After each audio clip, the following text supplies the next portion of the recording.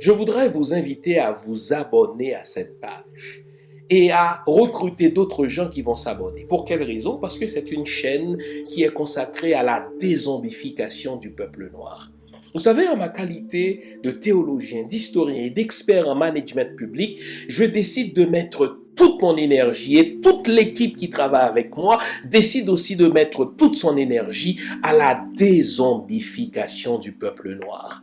L'émission s'appelle Lumière sur le monde. Eh bien, cette lumière, ce n'est pas moi. Cette lumière, c'est le travail que nous faisons ensemble. Lorsque tout à coup, on réalise qu'on nous a roulé dans la farine, on réalise qu'on nous a trompés pendant, n'est-ce pas, des siècles, et que tout à coup, nous prenons conscience de nos ressources, nous prenons conscience de notre identité, et ayant pris conscience de tout cela, nous prenons la décision de partager ce que nous sommes, ce que nous comprenons avec les autres. Donc, nous avons besoin d'avoir une masse critique d'hommes et de femmes noirs réveillés qui vont changer, n'est-ce pas, leur pays respectif pour la gloire de nos ancêtres. Nos ancêtres méritent cela. Ils se sont sacrifiés pour nous et c'est à nous aujourd'hui de prendre le relais. Comment on le fait? On le fait en se dézombifiant et en dézombifiant les autres. Je vous invite donc à liker ce qui se fait sur cette chaîne, à le sharer, à le partager avec les autres, à vous abonner et si vous l'avez fait déjà, à recruter d'autres qui vont s'abonner. On est ensemble, on garde le moral car tant que va le moral, tout va.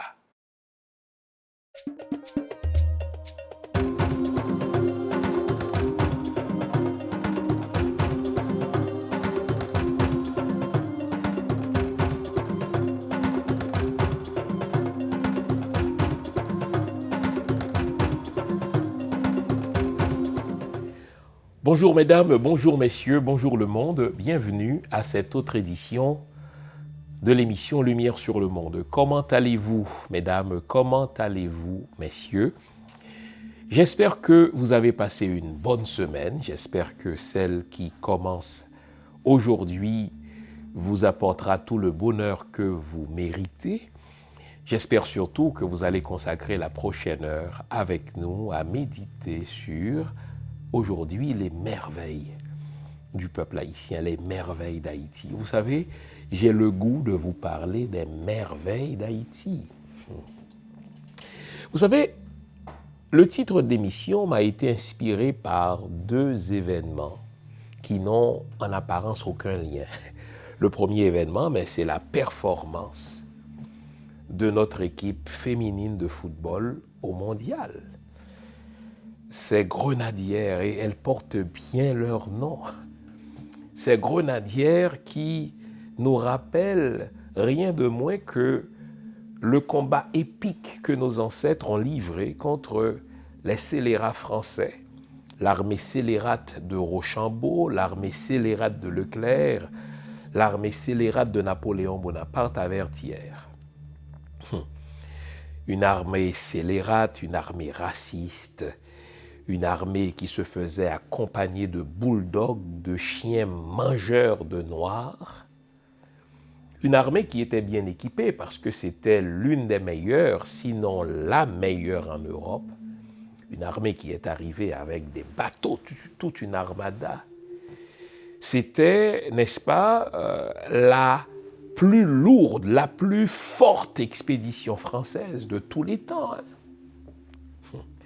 Les enjeux étaient énormes pour Bonaparte puisque Haïti, devenu Saint-Domingue, donc la colonie domingoise, c'était la colonie la plus rentable de toutes les colonies, pas seulement des colonies françaises, mais de toutes les colonies. C'est-à-dire on parle des colonies britanniques, on parle des colonies espagnoles. Parce que ce qui se produisait à Saint-Domingue était consommé partout à travers le monde, des États-Unis d'Amérique jusqu'en Russie. Imaginez le café qui était planté et produit à Saint-Domingue, imaginez le sucre qui était, n'est-ce pas, produit en Haïti, donc à Saint-Domingue, il était consommé partout à travers le monde. Et donc, c'est pas pour rien qu'on a appelé Saint-Domingue la perle des Antilles. Ce n'était pas une perle pour nos ancêtres qui ont été esclavagisés par les Français, les scélérats, mais c'était en vérité une perle pour l'économie française, c'était une perle pour le rayonnement de l'État français de par le monde. L'économie française, c'est le cas de le dire, reposait en grande partie sur ce qui se faisait, n'est-ce pas, à Saint-Domingue. Et quand on dit ce qui se faisait à Saint-Domingue, c'était la sueur de nos 500 000 ancêtres qui sont arrivés, n'est-ce pas, pour la plupart d'Afrique, et dont 40% sont nés à Saint-Domingue. Et donc, la performance de notre équipe de football féminine m'a rappelé, n'est-ce pas, ce que nos ancêtres ont fait en 1803. Vous dites que la comparaison est peut-être exagérée, mais à peine. Hein. Comparaison n'est jamais raison, mais imaginez. Une équipe qui provient d'un pays appauvri, une équipe qui provient d'un État déstabilisé, d'un État à l'effondrement duquel les nations malveillantes ne cessent de travailler, et elles réussissent, ces nations-là, d'un État où l'insécurité règne, et pourtant, nos grenadières, nos joueuses ont joué sans complexe. Imaginez, sans complexe devant l'Angleterre, sans complexe devant la Chine. Et je voudrais vraiment saluer le courage, le talent, le professionnalisme de nos grenadières. Mais franchement, je ne suis pas particulièrement un fan du sport, encore moins du football. Mais là, quand il s'agit d'Haïti, j'arrête ma routine, je prends une pause par rapport à tout ce que je fais pour contempler mes compatriotes. Et pour moi, c'était émouvant, très, très émouvant. Très, très émouvant. Imaginez ce que serait ce pays si les nations malveillantes nous relâchaient la bride. Imaginez ce que serait ce pays si les nations malveillantes, entendons les États-Unis, le Canada et la France, daignaient retirer leurs bottes de notre cou. Imaginez ce que serait Haïti si ces talents-là étaient encadrés, si nos équipes sportives, si nos équipes culturelles, si l'art haïtien était encadré, était financé à hauteur justement de leur valeur, si le sport était encadré, financé à hauteur de sa valeur, si notre musique, si notre cuisine, etc. Je regardais avec tristesse combien le gouvernement scélérat d'Ariel Henry investit pour l'hébergement et la sécurité d'André Michel.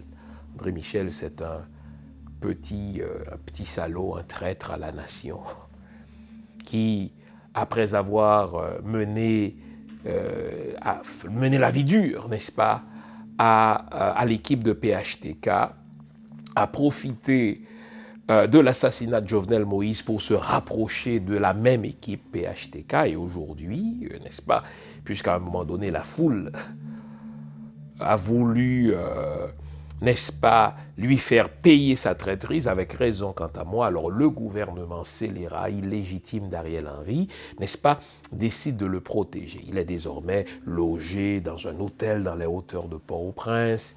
Il est nourri, on lui paye des bières et il faut voir des tonnes de bouteilles de bière que ce salaud consomme. Et c'est des millions de gourdes, hein? C'est des millions de gourdes qui sont dépensées pour héberger ce petit salaud. Pourquoi? Parce qu'il a fait alliance avec le PHTK assassin de Michel Martelly, d'Ariel Henry, de Madame Lalime, de l'ambassadeur des États-Unis, du secrétaire d'État, enfin du secrétaire général des Nations Unies, de l'ambassadeur Sébastien Carrière du Canada, de l'ambassadeur de la France. Ce sont tous des scélérats. Hein? Ce sont des scélérats qui s'entendent, des scélérats internationaux qui s'entendent avec des scélérats nationaux pour étouffer Haïti. Et pourtant, malgré le fait que c'est un pays étouffé, malgré le fait que c'est un pays autour duquel on resserre l'étau, nos grenadières ont joué sans complexe. Les avez-vous vus jouer? Et j'étais tellement ému. J'ai dit, mais nous devons, nous les Haïtiens, être faits d'une étoffe particulière. Nous devons, sans chauvinisme aucun, reconnaître que le moule avec lequel les dieux nous ont créés, eh bien, ce moule-là, ils l'ont détruit tout de suite après nous avoir créés. Je ne connais pas un seul peuple qui fasse montre d'autant d'intrépidité. Je ne connais pas un seul peuple qui fasse montre d'autant de volonté de vivre. Et qui, malgré les épreuves, et qui, malgré les péripéties, et qui, malgré les humiliations, et qui, malgré les méchancetés des uns et des autres, continue d'aller de l'avant. Vous comprenez un peu mieux pourquoi je vous dis que notre équipe féminine porte bien son nom, les Grenadières. En fait, quand je les ai vues jouer, on dirait que j'entends. J'entendais et que je continue d'entendre, n'est-ce pas, la voix de Capois-la-Mort, le héros de Vertières, qui essuyait les boulets des canons de l'armée de Rochambeau, qui essuyait les sabres, n'est-ce pas, de l'armée de Rochambeau, qui essuyait les fusils de l'armée de Rochambeau, et qui continuait de dire « en avant, fièrement ». Si bien que Rochambeau lui-même, même dans sa perversion, même dans sa méchanceté indicible, a réclamé une pause pour honorer ce guerrier qui venait de se couvrir de tant de gloire. Vous savez, la victoire ne se mesure pas au nombre de buts que l'on marque. La victoire ne se mesure pas non plus au nombre de buts qu'on nous a infligés, non. La victoire, pour moi, c'est une posture. La victoire, pour moi, c'est une tenue. La victoire, pour moi, c'est une attitude. Et en vérité, pour moi, nos grenadières ont gagné. C'est sûr que ceux qui inscrivent les statistiques vont noter que telle équipe a marqué tel but, telle autre en a subi tel nombre de buts. Mais pour moi, c'est un détail. Nos grenadières ont gagné. Imaginez une équipe. Imaginez une équipe qui évolue dans un pays où chaque jour est un miracle. Moi, quand je m'informe de la manière dont mes frères et mes sœurs vivent en Haïti, mais je dis, mais bon Dieu, ces gens-là sont des dieux.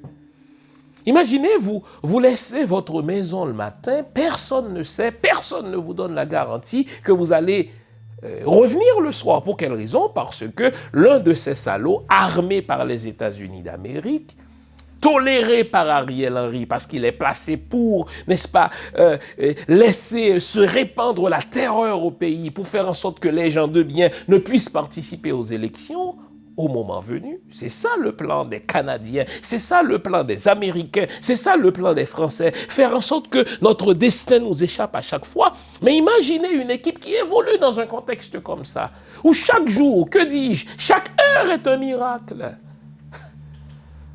Où trouvent-elles le temps, ces jeunes-là, pour s'entraîner? Où trouvent-elles l'énergie pour garder le focus? L'un des membres de mon équipe, c'est un coach professionnel de basket et il m'a appris que la chose la plus difficile à gérer pour un joueur professionnel de quelque discipline que ce soit, mais c'est de garder le focus. Posez-en la question à Naomi,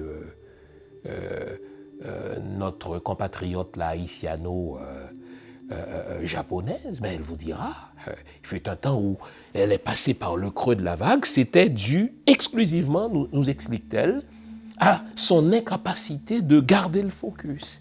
Mais imaginez notre équipe féminine qui, malgré les risques énormes de se faire kidnapper à chaque seconde. Et en Haïti, ces jours-ci, dans la ville de Port-au-Prince de tous les dangers, on ne vous kidnappe pas seulement dans la rue. On débarque chez vous, on cogne à la porte et on vous dit « on vient vous kidnapper ».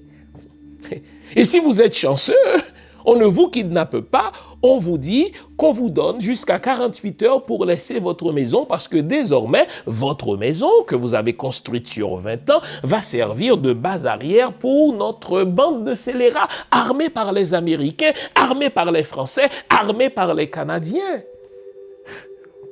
Mais où trouvent-elles, nos grenadières, la capacité pour rester, pour garder le focus, pour rester concentrés? Mais où trouve-t-elle la capacité de s'entraîner?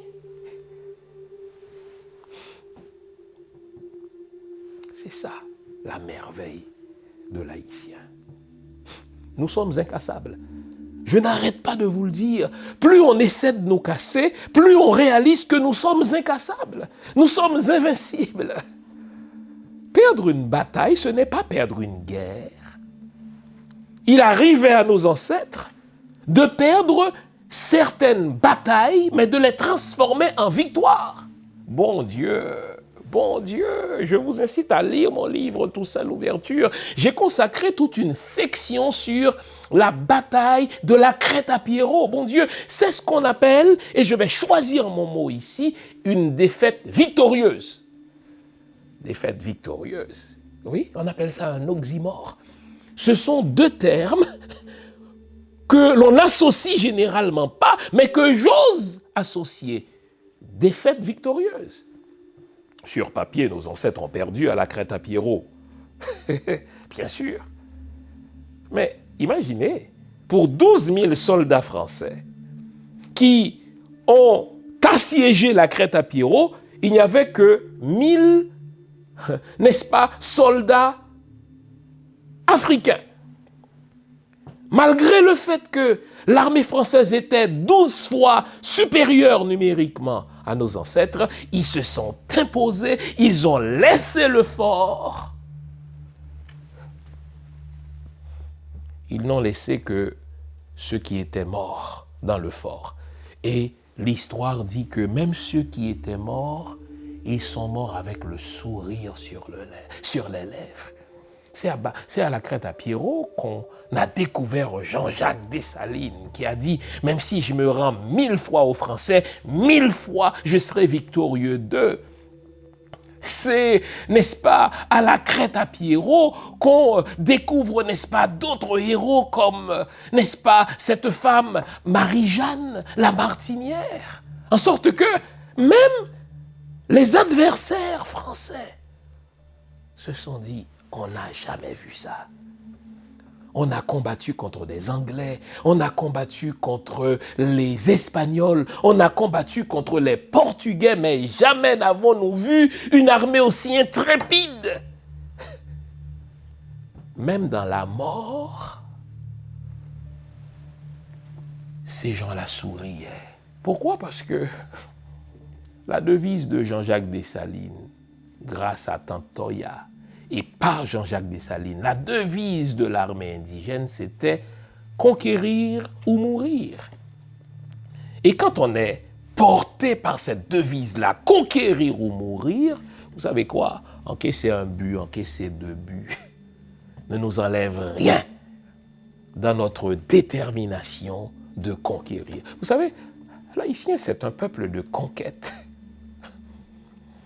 Imaginez qu'à compter de 1503, les Espagnols nous ont kidnappés depuis l'Afrique pour nous amener en Amérique.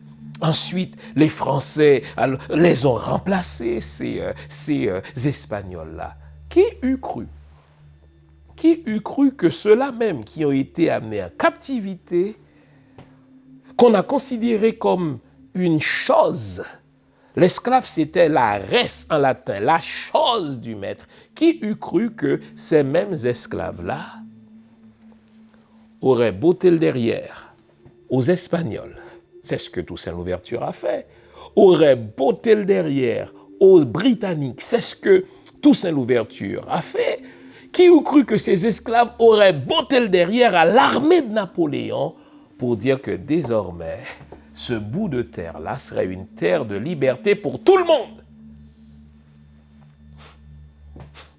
Imaginez que notre Jean-Jacques Dessalines, l'empereur, rachetait la liberté des frères africains qui étaient faits esclaves dans les autres colonies. On est allé jusqu'à offrir la terre d'Haïti aux esclaves noirs américains. On leur disait de venir. Et qu'en Haïti, ils trouveraient la liberté. Un Henri Christophe a raisonné un bateau rempli d'esclaves qui arrivaient de l'Afrique et il les a libérés. Mais franchement, pour moi, c'est ça gagner. C'est ça une grande nation. Une grande nation, ce n'est pas comme celle des États-Unis, de la France ou du Canada. Une grande nation, ce n'est pas celle qui construit ses richesses sur la misère des autres. C'est ce que font les pays occidentaux. Quand on dit les États-Unis sont un pays riche, mais comment les États-Unis ont-ils construit leur richesse? Ils ont assassiné sur 200 ans plus de 100 millions d'autochtones. C'est ça être riche, c'est ça être chrétien, c'est ça in God we trust, ah bon? Les États-Unis d'Amérique ont occupé et volé, n'est-ce pas, au passage, tous les pays des Amériques latines. Dès qu'un pays essaie de se tirer, n'est-ce pas, d'affaires, dès qu'un pays essaie de sortir la tête de l'eau, vous pouvez être sûr que les États-Unis, la France et le Canada seront là pour déstabiliser ce pays, faire assassiner son dirigeant. Dès qu'un pays, de l'Afrique en particulier, élit, n'est-ce pas, un chef d'État qui dit désormais nos ressources doivent servir à l'enrichissement de notre peuple, vous pouvez être sûr que la France va l'assassiner. C'est pas moins de 22 chefs d'État africains que depuis la décolonisation, la France a assassiné, avec bien sûr l'appui de la CIA, bien sûr avec l'appui des services secrets britanniques. C'est ce que vous appelez une grande nation ? Une nation qui déstabilise les autres pour être stable. Une nation qui appauvrit les autres pour construire ses richesses. Une nation qui, n'est-ce pas, convoite les richesses des autres, qui refuse de les payer, qui vole et qui place dans ces pays-là, riches en ressources, leurs propres hommes de paille, comme on les appelle, pour s'assurer de voler par pays interposé ou par gouvernement interposé les richesses des autres. Pour moi, si c'est ça qu'on appelle un pays riche, une nation puissante, je n'en veux pas. Pour moi, les États-Unis, la France, le Canada sont des pays dits puissants, mais en réalité, ce sont des pays voleurs. Des pays dits riches, mais ce sont des pays exploiteurs. Si vous prenez le temps d'étudier l'histoire de l'enrichissement de ces pays-là, elle est liée intrinsèquement, l'histoire de ces pays-là, au vol, au pillage, à la déstabilisation des autres, au déni de l'autodétermination des autres peuples. Non. Haïti, c'est un grand peuple. Haïti, c'est une grande nation. Le peuple haïtien, c'est un grand peuple en ce que, après s'être libéré par lui-même de l'emprise de l'esclavage, après s'être libéré par lui-même de la plus puissante armée du monde d'alors, vous savez ce que nos ancêtres ont fait? Ils ont financé d'autres luttes pour la libération de l'esclavage dans d'autres pays. Pensez à ce qui est devenu le Venezuela aujourd'hui, qui était autrefois la Grande Colombie. Pensez plus tard à Israël aujourd'hui. Pensez encore, je vous en ai parlé, à l'Éthiopie. Pensez encore, n'est-ce pas, à la Libye. Et le rêve de nos ancêtres, les Jean-Jacques Dessalines, les Henri Christophe, les Toussaint Louverture, c'était de faire d'Haïti cette nation phare, d'où jaillirait la lumière de la libération. Cette nation phare, à partir de laquelle les autres peuples opprimés reprendraient courage. Je vous l'ai dit dans mon livre, partout dans le monde, le nom de Toussaint Louverture, le nom de Jean-Jacques Dessalines, le nom de Macandal étaient considérés comme des espèces d'amulettes. Même en Asie, les gens nommaient leur enfant Toussaint. Parce qu'ils se disaient, qui sait, comme Toussaint a libéré son peuple, comme Dessalines a libéré son peuple, eh bien, en nommant mon fils, en prénommant mon fils Toussaint, il libérera aussi son village, sa collectivité, son peuple, etc. Pour moi, c'est ça un grand peuple. Nos grenadières nous ont fait une démonstration de ce qu'est véritablement, de qui est véritablement l'haïtien. Un peuple qui lutte, un peuple intrépide, un peuple sans complexe. Et qui dit, je peux encaisser des buts. Je peux, n'est-ce pas, sur papier, ne pas avoir marqué de but, mais je gagne. Que je puisse me tenir devant vous sans complexe et vous faire barrage. C'est ça la victoire. J'ai le goût de vous parler à l'émission de ce matin des merveilles d'Haïti. D'abord, les merveilles humaines, notre capital humain. Des merveilles, ma foi, écologiques. Des merveilles culturelles, des merveilles architecturales, des merveilles mystiques, des merveilles linguistiques. Au fait, c'est quoi notre problème? Un seul. Nous avons laissé les nations malveillantes nous enlever notre destin politique en se servant de deux ou trois traîtres à la nation. Et on les connaît, ces traîtres à la nation. Une oligarchie qui vit en Haïti, mais qui ne s'est jamais considérée comme haïtienne, qui a fini par s'acheter les services d'une classe politique, un millier de politiciens qui se donnent pour Dieu de faire de l'argent aux dépens du pays. Et, enfin, les nations malveillantes qui tirent les ficelles. Mais ce n'est pas compliqué, les amis, c'est ça la problématique haïtienne.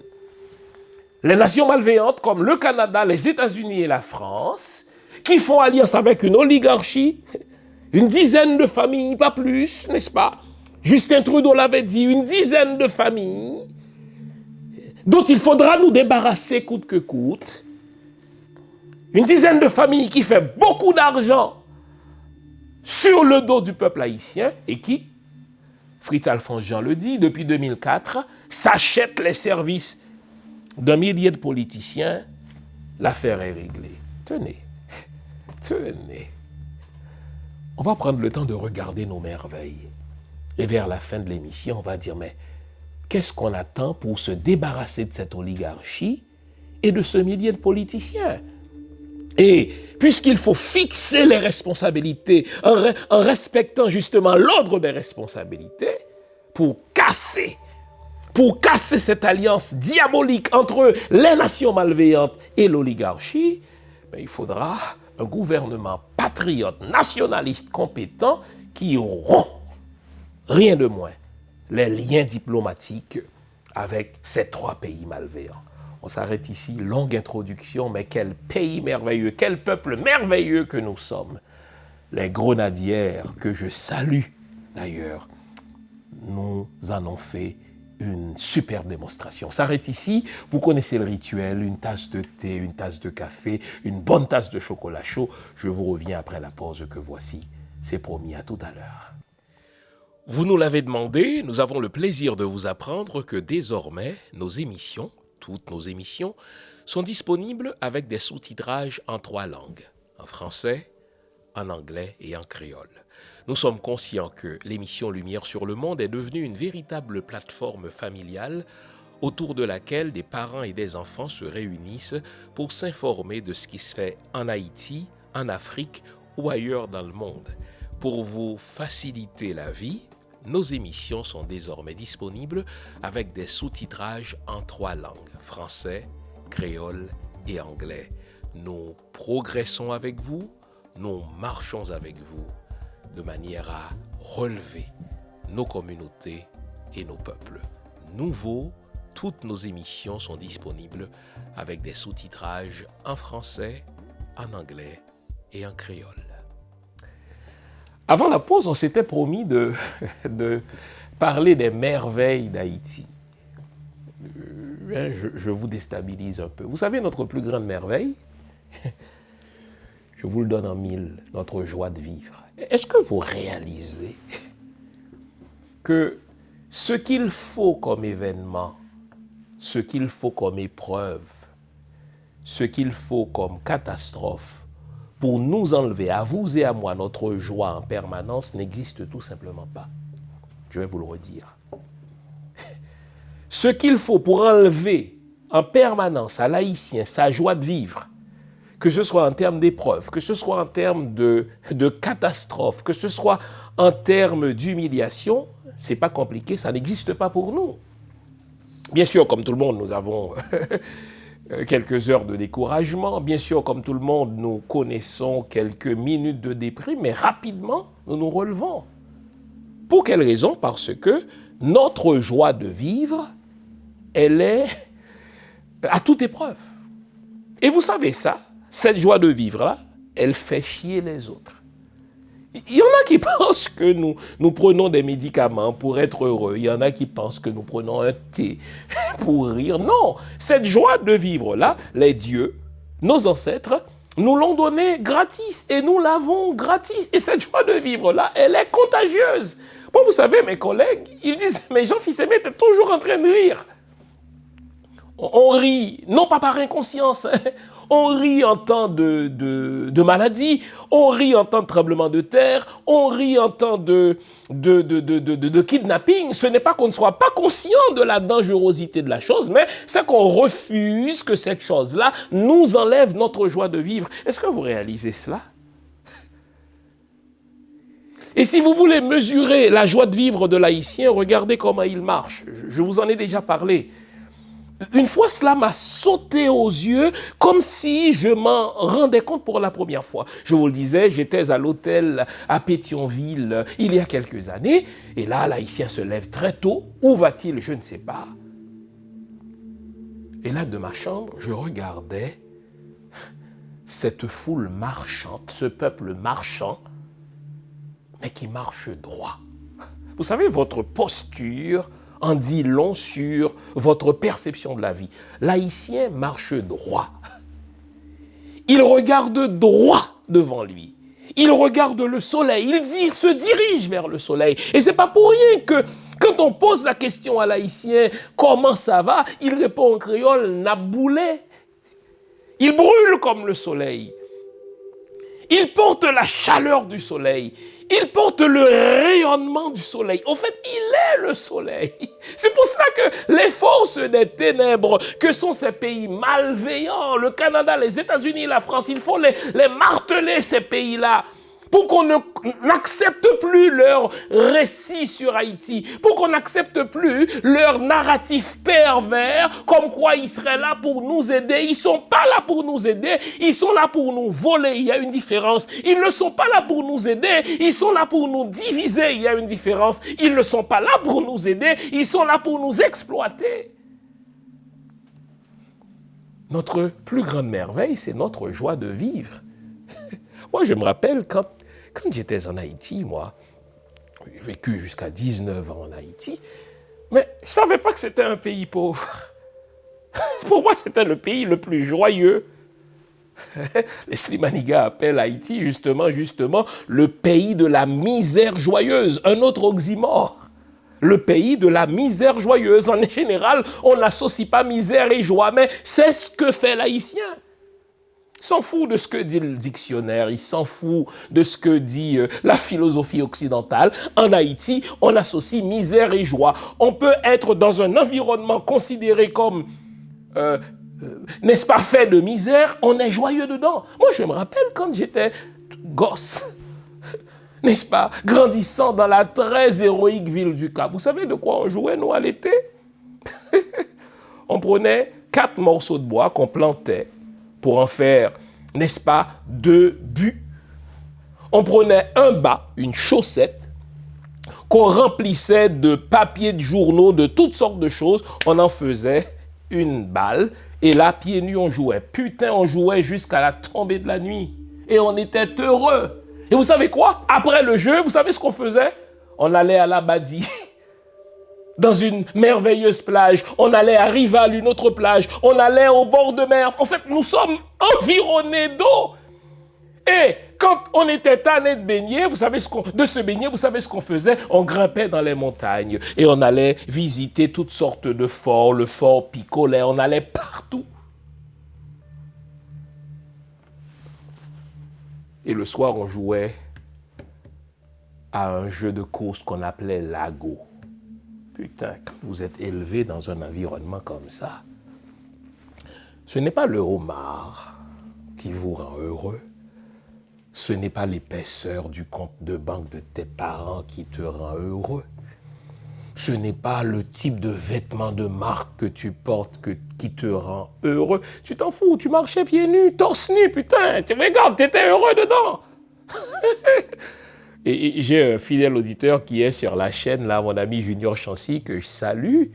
Lui, c'était l'expert. Quand on jouait à ce jeu Lago, à la course, là, s'il avait un maillot sur le dos, si tu pensais que tu allais l'attraper, mais c'est pas compliqué, mais il te file son maillot entre les mains, et là, mais tu ne l'as pas. Mais c'est ça l'ingéniosité haïtienne. La joie de vivre. C'est ça votre plus grande merveille. Ne laissez personne vous la voler. Vous savez, quand j'écoute moi trop les nouvelles et que les nouvelles sont trop assombrissantes, vous savez ce que je fais? Je ferme ma putain de radio, je ferme la télé que je ne regarde plus, et là, je regarde un bon film. Là, je regarde un beau documentaire sur l'histoire pré-colombienne de l'Afrique, sur les grands empires africains, sur les grands chefs d'État africains, sur les merveilles de l'Égypte. Et vous savez quoi? Après, je dis, ah, waouh! Je retrouve ma joie de vivre. Notre plus grande merveille, c'est notre joie de vivre.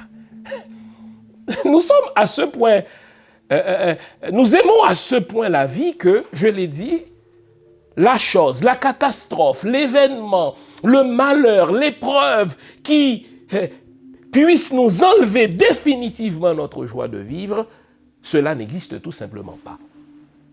Comparez donc la joie de vivre de l'Haïtien à d'autres peuples. Quand on se compare, on se console parfois, hein, il faut le faire. Ce n'est pas que je me console du malheur des autres, mais lisez dans les statistiques des pays dits avancés. Lisez leurs statistiques sur leur taux de suicide. 9 fois sur 10, ces pays-là, ils ont quoi? Ils ont un système de santé, ma foi, extrêmement avancé. 9 fois sur 10, ces pays-là ont un taux de chômage, bon Dieu, en deçà du 4%, donc le plein emploi. 9 fois sur 10, ces pays-là ont un taux d'alphabétisation extrêmement élevé. 9 fois sur 10, n'est-ce pas, ces pays-là n'ont aucun problème de sécurité. 9 fois sur 10, ces pays-là ont un pouvoir de consommer tout ce qu'ils veulent, toutes les saloperies qu'on achète dans un Walmart. Et pourtant, vous regardez leur taux de suicide, vous dites, mais qu'est-ce qu'il leur manque à ces gens-là? Je regarde, hélas, je dis bien hélas, les statistiques concernant le taux de suicide chez les jeunes au Québec. Vous savez quoi? Hélas, je ne m'en réjouis pas au Québec, puisque je me considère aussi comme faisant partie de la population québécoise. Nous avons, je dis bien, nous avons l'un des taux de suicide les plus élevés parmi les jeunes. Et ce ne sont pas seulement les jeunes qui se suicident, les adultes aussi. Des adultes vont se suicider parce qu'ils perdent un chat. Imaginez, un chat est important, c'est un vivant aussi, mais de là à me tuer pour un chat, non. Il y en a qui se suicident parce que, je ne sais pas moi, ils perdent leur travail. Mais l'Haïtien, lui, il s'en fout. Pas parce qu'il ne soit pas conscient de l'importance du travail, il dit, écoutez, le meilleur est devant lui. Jou va, jou vient, dit l'Haïtien, demain va mieux. Jou va, jou vient, dit l'Haïtien, demain sera meilleur. C'est comme si les plus grands malheurs de l'Haïtien sont derrière lui. Et que demain ne peut lui réserver que du bien. Alors là, il ne va pas renoncer à sa joie de vivre pour ce qui s'est fait hier, puisque demain lui réserve quelque chose de plus grand. Le meilleur de l'Haïtien est toujours devant lui. Et vous savez, quand vous avez ça comme philosophie, putain, vous êtes heureux.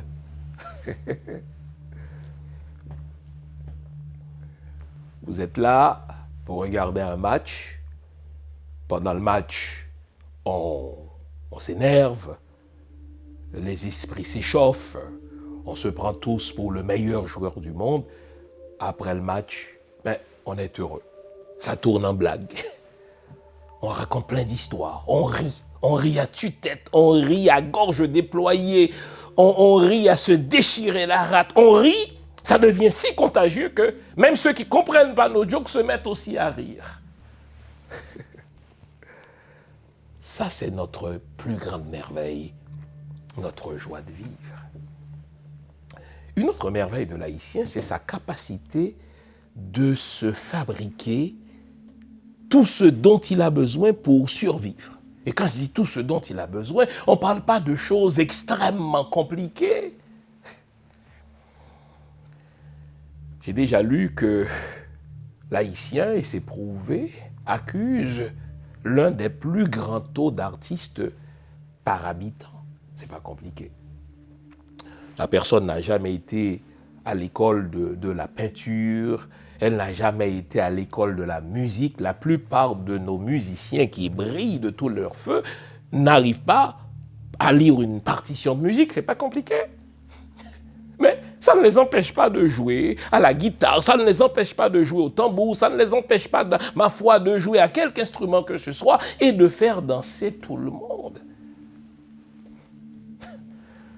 Vous offrez 2 petites pierres à l'Haïtien de marmite. Là, quand j'étais jeune, j'ai connu dans mon quartier un petit génie.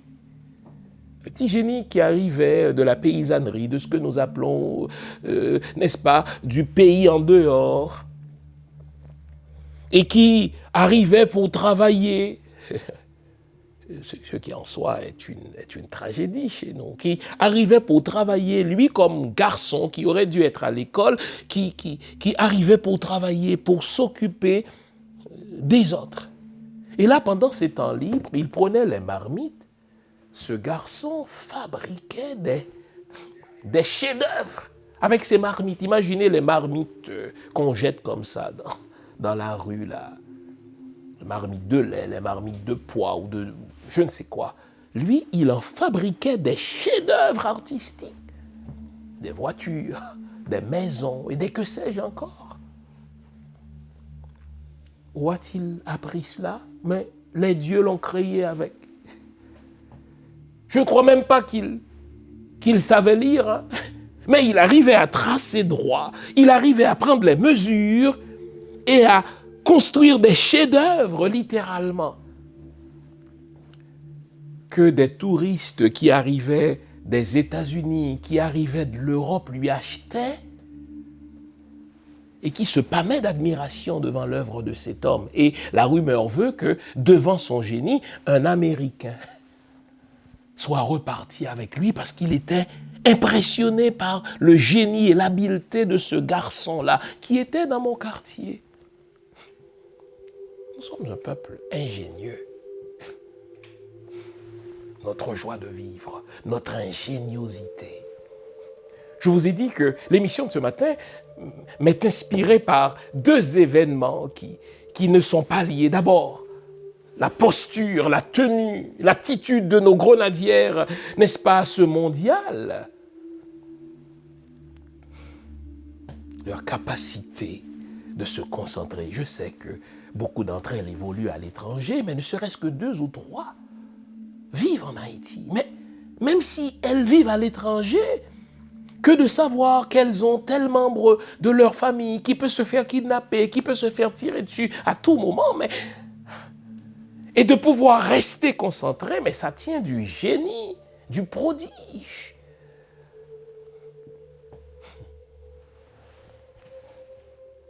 L'autre événement, c'est une amie de la Floride qui a partagé avec moi une courte vidéo. une courte vidéo qui met en exergue des grottes que seul Haïti détient. Imaginez une grotte en particulier qui s'étend sur plus de 4 kilomètres. Des grottes qui remontent au moins à l'époque, n'est-ce pas, précolombienne, à l'époque des autochtones. Des grottes qui s'étendent sur plusieurs étages et qui cachent des merveilles. Imaginez ce chef-d'œuvre de la nature. Imaginez ce chef-d'œuvre, n'est-ce pas, écologique, des cascades d'eau dans des grottes sur plus de 4 kilomètres. Vous comprenez maintenant pourquoi les étrangers, ils nous chassent de chez nous, on se retrouve au Canada, on se retrouve aux États-Unis, ils nous concoctent toutes sortes de programmes pour faire fuir la force vive de ce pays, casser du même coup la mobilisation anti-arielle, c'est-à-dire anti-américaine, anti-canadienne, anti-française, c'est la même saloperie. Vous imaginez que pendant que nous on fuit, les étrangers sont en train d'acheter nos terres pour des, n'est-ce pas, pour un petit pain. Et cela, chers amis, remonte au moins à 1915. Vous savez que jusqu'en 1915, toutes nos constitutions, systématiquement, depuis la constitution de 1805 de l'empereur, n'est-ce pas, Jean-Jacques Dessalines, jusqu'en 1915, toutes nos constitutions interdisaient aux étrangers d'acquérir quelque propriété que ce soit en Haïti. D'ailleurs, Jean-Jacques Dessalines l'a écrit dans sa constitution du 20 mai 1805. Aucun étranger ne mettra le pied en Haïti comme propriétaire. Aucun. Et cela a été systématiquement respecté jusqu'en 1915. Même les Allemands ont dû utiliser toutes sortes de subterfuges pour acheter nos terres. Ils épousaient nos femmes et nos femmes, leurs épouses, achetaient des terres parce que c'était sacré pour nous. On ne va pas vendre nos terres à des étrangers. Vous savez, l'une des premières décisions que les Yankees, les Américains ont prises en nous occupant en 1915, c'était de faire sauter cet article de nos diverses constitutions qui interdisait aux étrangers d'être propriétaires.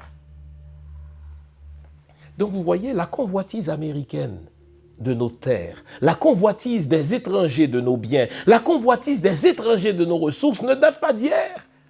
Et je vous l'ai dit, tous ceux qui regardent, n'est-ce pas, ce projet scélérat de réformer la Constitution de 87 par des voies anticonstitutionnelles, tous ceux qui étudient ces manœuvres-là vous disent, écoutez, ce sont les Américains, les Canadiens, les Français qui sont derrière cela.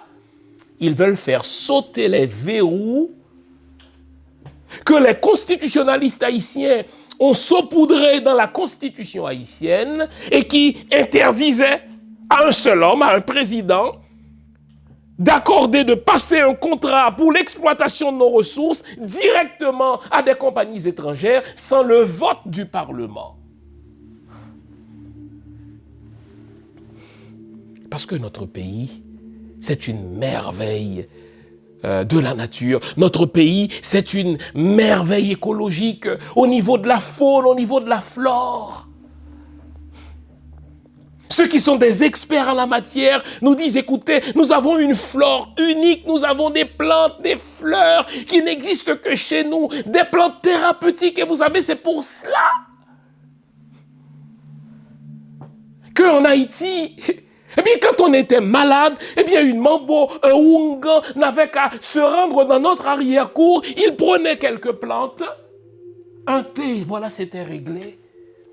Nous avons une flore unique. Nous sommes une petite merveille de la nature. Au niveau du paysage, nos plages, nos rivières, nos montagnes, nos plantes, n'est-ce pas, nos animaux, nos oiseaux. J'ai lu dernièrement un article qui fait le recensement d'un certain nombre d'oiseaux qu'on ne trouve qu'en Haïti, imaginez. Et pourtant, On nous bassine l'esprit, on nous fait croire que c'est un pays maudit, on nous fait croire que c'est un pays désolé, on nous fait croire que c'est un pays où il n'est pas possible de vivre. Ah oui, tandis que nous, on laisse. Les Canadiens, les Français, les Américains sont en train d'acheter nos terres parce qu'ils savent qu'à un moment donné, Haïti va redevenir stable à un moment donné, car on ne pourra pas exploiter tout le temps tout un peuple. On ne pourra pas mentir à tout un peuple tout le temps. À un moment donné, ce peuple va se révolter, il va reprendre son destin en main. Et vous savez quoi? Il faudra rétablir cet article-là. Aucun étranger n'a le droit de devenir propriétaire en Haïti. S'ils sont déjà propriétaires, mais il y a une formule classique. Castro l'avait appliqué, ça s'appelle la nationalisation. Zimbabwe l'avait, n'est-ce pas, l'avait appliqué. Ça s'appelle la nationalisation. Vous n'avez pas le droit en tant qu'étranger de nous voler nos terres, de nous voler nos biens sous prétexte que vous les avez achetés pour une bouchée de pain. On va devoir les nationaliser et rétablir cet article-là. Un petit pays de 27 000 km² pour 12 millions d'habitants ne devrait pas permettre à des étrangers d'acquérir des terres. C'est pas compliqué. Pensez ce que vous voulez, on s'en fout. Les Américains, les Français, les Canadiens font tout pour nous chasser de notre pays. Vous l'avez vu, cette image? Les Vitellum, qui sont armés par les Américains, chassent les gens de chez eux. Ça s'appelle des déplacés. Et normalement, les ambassades, les Nations Unies sont là pour protéger les déplacés, pour faire pression sur le gouvernement local, pour protéger les déplacés. C'est ça le droit international. En Haïti, nos déplacés vont manifester devant l'ambassade américaine. Les Haïtiens sont des gens très intelligents. Ils comprennent que les armes viennent des États-Unis d'Amérique.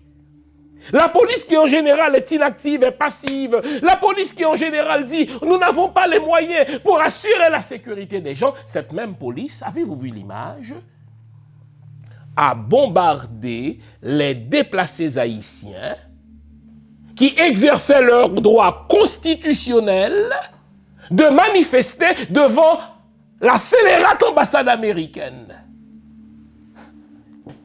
Qui, selon vous, a demandé à la police haïtienne de venir bombarder ces gens-là? Je vous le donne en mille, l'ambassade américaine.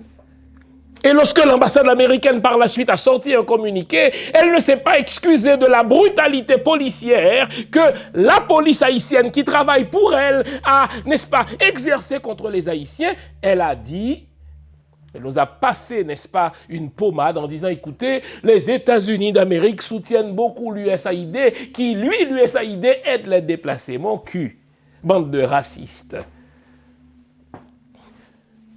Les Américains ont le droit de manifester devant la Maison-Blanche. Les Canadiens ont le droit de manifester devant le Parlement à Ottawa. Les Canadiens manifestent ici devant n'importe quel bâtiment.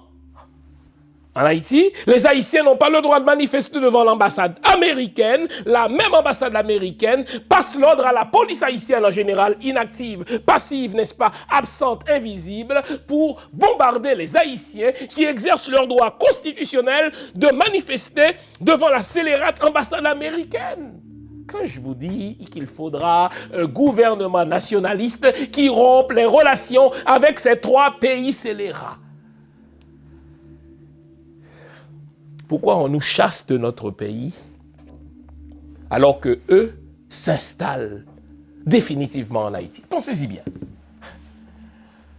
Les États-Unis et l'Iran ont rompu leurs relations diplomatiques.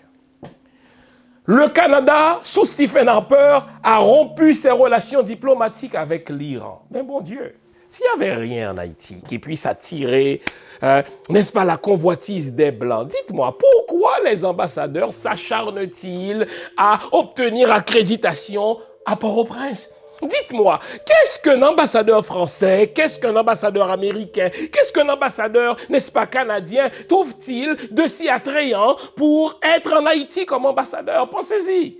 Depuis quand s'intéressait-on à un pays pauvre? Pourquoi font-ils tout pour rester là? Pourquoi font-ils tout pour être au timon des affaires en se servant d'hommes de paille? C'est parce qu'ils nous volent nos choses. Quant au Canada, vous avez, au Québec en particulier, un pays qui gît littéralement dans le froid pendant 8 à 9 mois pour ne pas exagérer. Vous comprenez pourquoi nos plages, vous comprenez pourquoi notre flore, vous comprenez pourquoi nos sous-sols représentent une attraction extraordinaire pour ces pays voleurs. Ils nous pillent, ils nous chassent de notre territoire. Chez eux, ils nous utilisent en utilisant la formule du beau, bon, pas cher, mais ils nous chassent de chez nous. Parce que nous avons des petites merveilles. Allez regarder sur ma page Facebook cette petite merveille de grotte qui s'étend sur plus de 4 km en Haïti. Et c'est une grotte parmi des centaines d'autres, les amis.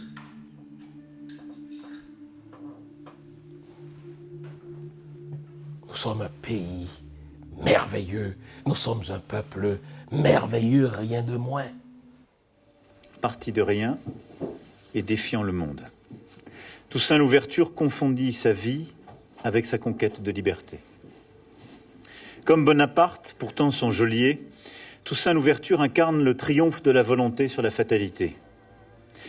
Né dans l'esclavage, mais ayant reçu la nature d'un homme libre, selon ses propres mots.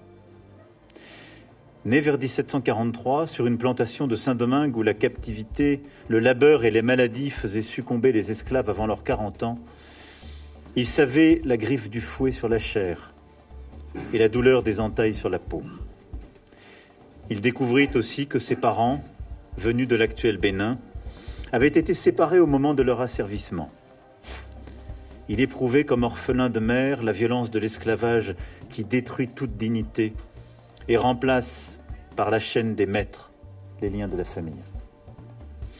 Toussaint Louverture transforma cette condition en ambition, car rien ne l'effraya jamais.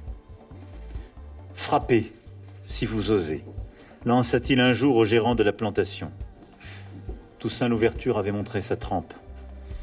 Il se révéla dans toute sa force de caractère et l'acuité de son intelligence. Le gérant en fit son cocher, bientôt son second, et le mena vers l'affranchissement. Un nouveau regard sur Toussaint Louverture, le magnifique et le sublime. La toute dernière biographie de Toussaint Louverture, l'homme, le stratège, le politique, le gestionnaire et le visionnaire. Un livre à lire et à relire en vente sur mon site www.jeanfilsaimé.com ou sur amazon.ca. Un nouveau regard sur Toussaint Louverture, le magnifique et le sublime. Procurez-vous votre exemplaire maintenant.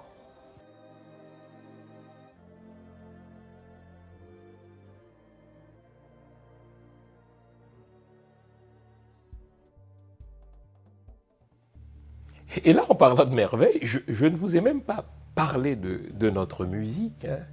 Vous savez, à chaque année, il y a une compatriote qui tient ici une espèce de festival rara en plein cœur de Montréal. Et vous savez qui danse en particulier sur notre rara? Les étrangères. Et il faut les voir se déhancher littéralement sur notre rara. Vous là, est-ce que vous connaissez un seul mort qui ne danse pas sur la musique haïtienne? Vous faites jouer la musique haïtienne, c'est pas compliqué, les morts eux-mêmes dansent. Mais si vous ne le voyez pas, parce que c'est leur esprit qui danse.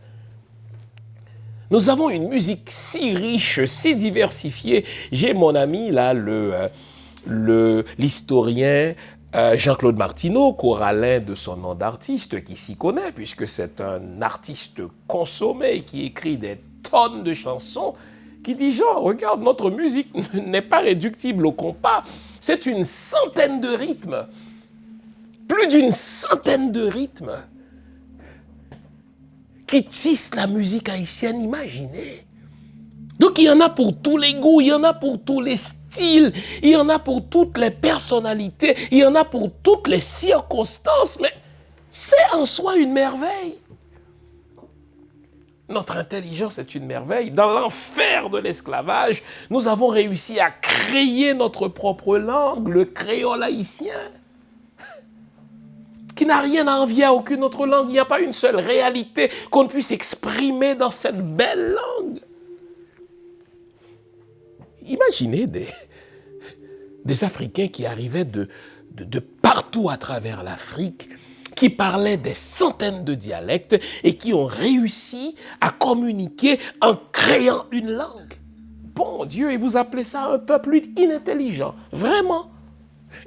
Quelle est votre définition alors d'un peuple intelligent? Quand on est initié, ce qui est convoqué, c'est à la fois l'aspect symbolique, mais aussi l'invisible. Donc c'est difficile pour moi de vous raconter. Mais par contre, ce que je peux dire, c'est que les initiations dans le vaudou, elles ont toujours un lien avec le fait de se perfectionner soi-même et de travailler avec les éléments de la nature visibles et invisibles. Quand on parle de vaudou et qu'on vous pose la question, quelle est la définition que vous donnez du vaudou? Alors, ma définition, qui est assez personnelle, elle consiste à dire que déjà, pour moi, ça n'est pas une religion. Parce que j'ai cette phrase qui me vient en tête, qui m'a beaucoup marquée, qui était de dire « Le vaudou, je n'y crois pas, mais ça existe. Croire, c'est la relation verticale entre soi et son Dieu, quel qu'il soit. C'est la religion, la croyance, la foi. Et ça existe, c'est cette relation au monde, cette relation en système, à la nature, aux ancêtres et à l'invisible. Donc pour moi, la définition du vaudou, finalement, c'est une vision du monde intégrée. Pour vous aider à vous défaire de tous les mensonges qu'on vous a débités au sujet du vaudou, je vous propose une trilogie fondamentale. Vaudou, je me souviens, et si les lois n'étaient pas les diables, et enfin, Vaudou 101, une spiritualité moderne sans sorcellerie. Ces 3 livres sont disponibles sur mon site web www.jeanfils-aimé.com ou sur amazon.ca. Une trilogie à lire et à avoir dans sa bibliothèque personnelle ou familiale.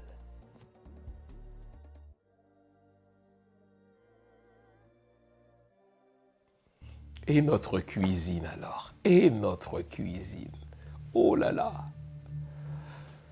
Connaissez-vous quelqu'un, je ne parle pas d'un colonisé là, qui fait dans du mimétisme, qui veut que tout ce qui est noir ressemble à ce qui est occidental. Connaissez-vous une seule personne sensée, un fin gourmet, qui ne tombe littéralement en amour avec la cuisine haïtienne? Connaissez-vous quelqu'un, une personne sensée qui, après avoir goûté ne fût-ce qu'un mets haïtien, ne dise « mais putain, quelle cuisine, quelle excellente cuisine ». En sorte que l'haïtien va goûter à tout, il va voyager, il va manger de tout ce qu'on lui présente, mais à un moment donné, il regarde sa montre, ça lui prend un mets haïtien, ça lui prend son durijonjon, ça lui prend sa banane pesée, ça lui prend son poisson en sauce, ça lui prend son poisson gros sel. Et mettez-en. Si bien, je vous ai déjà raconté cela, il y a quelques années, une dizaine d'années peut-être, j'ai été en Haïti et puis il y a une famille de la haute bourgeoisie qui tenait à me recevoir. Et un samedi matin, imaginez, je suis en Haïti, donc je veux manger des œufs bio, je veux manger, n'est-ce pas, de la banane bio, je veux manger du cresson bio, je veux voir du jus, n'est-ce pas, fait d'orange bio. Et là, la dame, par mimétisme occidental, par bovarisme, dirait Jean Price Mars, a voulu me faire des œufs tournés à l'italienne. J'ai dit, mais est-ce qu'on peut laisser l'Italie en Europe, s'il vous plaît? Est-ce qu'on peut laisser l'Italie dans la Méditerranée et me servir, s'il vous plaît, des œufs, on va dire, tournés à la capoise, tournés à l'haïtienne tout court? Vous savez, nous rejetons ce qui est nôtre. Ça, c'est les effets pervers de l'école et de l'Église chez nous, ce que j'appelle l'école coloniale.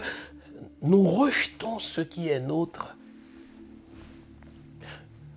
pour ramasser ce que le blanc nous avait présenté de bon, parce qu'il était complexé devant notre ingéniosité.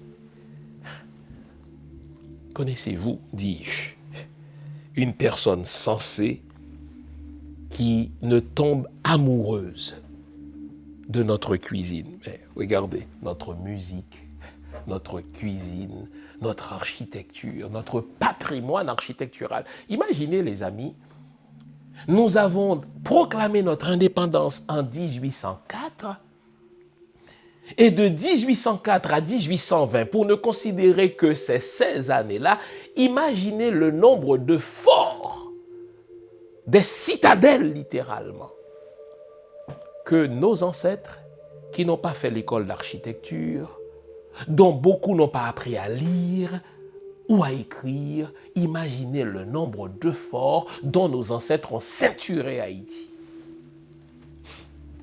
Et ces forts sont considérés aujourd'hui par l'UNESCO comme faisant partie du patrimoine mondial. Un peuple qui sort de l'esclavage et qui en une dizaine d'années seulement a réussi à construire tant de forts. Bon Dieu, nous sommes un peuple merveilleux. Nous devons prendre le temps de nous le dire. Nos ennemis veulent nous faire croire que nous sommes un peuple qu'il faut prendre en pitié, un peuple misérable qu'il faut secourir. Foutaise que tout cela, qu'ils nous foutent la paix. Ce n'est pas vrai. Ils nous racontent cela pour nous chasser de notre pays, afin qu'à leur tour, ils puissent voler ce qui est à nous. Que dire de notre mystique? Oui, le vaudou, il faut en parler, c'est une valeur, ça, les amis. Je l'ai étudié, le vaudou. J'en ai fait une thèse scientifique de doctorat. Ceux qui disent du mal du vaudou sont soit des ignorants de la chose, ou bien des répétiteurs de ce que le blanc leur a mis dans la tête et qui aujourd'hui, comme des pantins, répètent ce que le blanc leur a mis dans la tête. Pourquoi? Parce que le blanc se rendait compte qu'il n'arrivait pas à casser l'Africain à cause de sa mystique, à cause de sa spiritualité qu'est le vaudou. Vous dites, ah oui, moi je veux rien savoir du vaudou parce qu'il fait du mal. Ah bon? L'énergie nucléaire fait du mal aussi, imbécile. L'énergie nucléaire, vous l'avez découverte comment? Lors de la Seconde Guerre mondiale. Le bombardement de Nagasaki, le bombardement d'Hiroshima, viendrait-il à l'esprit d'un homme sensé de dire aujourd'hui, ah mais l'énergie nucléaire, je veux rien savoir parce que l'énergie nucléaire fait du mal. Fine, mais c'est aussi avec l'énergie nucléaire que la France produit son électricité jusqu'à 70%. L'énergie nucléaire entre aussi dans la thérapeutique pour combattre le cancer. Est-ce que vous allez dire, je veux rien savoir de l'énergie nucléaire, crétin?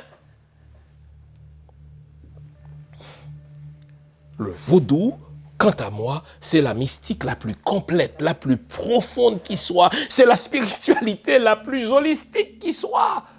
Qu'on s'en serve pour faire du mal, il ne faut pas imputer la chose au vaudou, il faut imputer la chose au scélérat qui fait le mal. De même que le mercenaire qui utilise une arme, n'est-ce pas, pour tuer quelqu'un, ce n'est pas l'arme en soi qu'il faut condamner. Il y a des militaires, des gens de bien qui nous protègent avec la même arme, d'autres qui nous tuent avec la même arme. Donc ce n'est pas l'arme en soi qu'il faut combattre, c'est l'intention, celui qui tient la chose. Le vaudou, c'est une façon d'habiter le monde. Le vaudou, c'est une façon de vivre en harmonie avec la nature. Le vaudou, c'est une façon, n'est-ce pas, de vivre en harmonie avec les valeurs de ses ancêtres. Le vaudou, c'est une connaissance thérapeutique. Le vaudou, n'est-ce pas, c'est une façon de se dire, quelle que soit l'épreuve, je vais la vaincre. N'est-ce pas, la mort elle-même ne peut pas me casser, puisqu'à ma mort, je retournerai vivre en Afrique Guinée. C'est ça, le vaudou.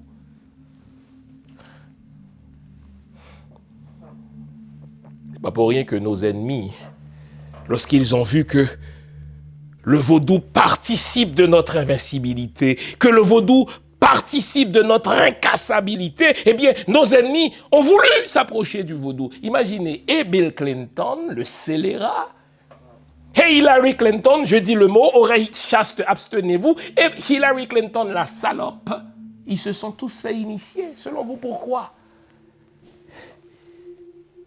Ils veulent nous comprendre de l'intérieur pour pouvoir nous casser. Et vous savez quoi? Le vaudouisant est beaucoup plus malin.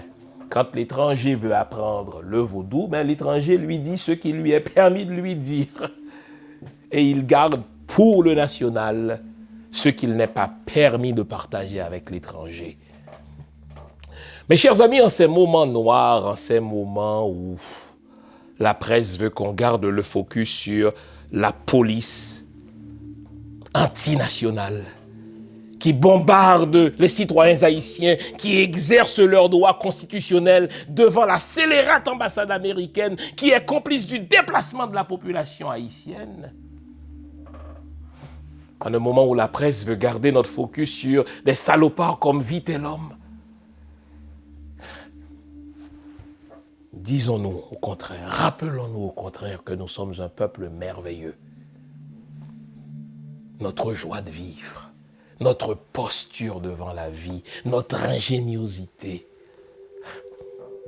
notre refus de le céder aux épreuves. Tout cela participe de merveilles inimitables. On peut chercher à nous ressembler, mais nous sommes inimitables. Et je veux vous le dire ce matin, nous vaincrons. Vous savez, c'est de 1503 à 1791. C'est-à-dire, c'est du XVIe siècle jusqu'au XVIIIe siècle que nos ancêtres ont été asservis à Saint-Domingue. 200 ans. N'ont-ils pas vécu? N'ont-ils pas vaincu les Espagnols? N'ont-ils pas vaincu les Britanniques? N'ont-ils pas vaincu, n'est-ce pas, les Français?